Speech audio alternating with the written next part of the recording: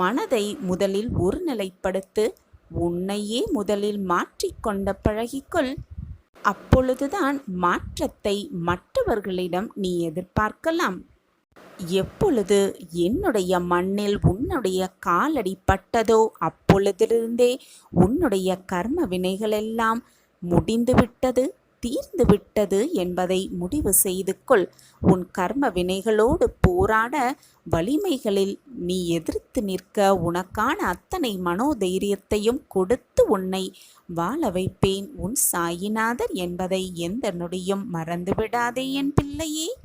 நீ தெரிந்தோ தெரியாமலோ செய்த பாவம் அனைத்தையும் நான் போக்கிவிடுவேன்.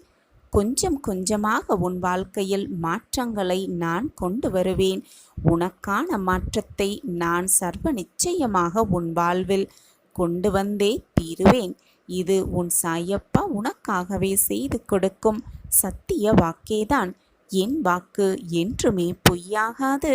என்னை நம்பியவர்களை நான் விட்டு கொடுத்ததும் இல்லை, அவர்களை விட்டு சென்றதும் இல்லை, என்னை விட்டு விலகி போகும்படி அறிவுறுத்தியதும் இல்லை. உன்னுடைய கஷ்டங்கள் அனைத்தும் விளங்கிவிடும். நீ நினைத்த வாழ்க்கை, நீ ஆசைப்பட்ட வாழ்க்கையை சந்தோஷமாக மிக மிக ஆனந்தமாக வாழப்போகிறாய் என் பிள்ளையே.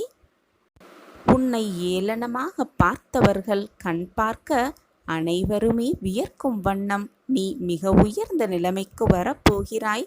உன்னை கோபுரத்தின் உச்சியில் நான் உட்கார வைக்கப் போகிறேன்.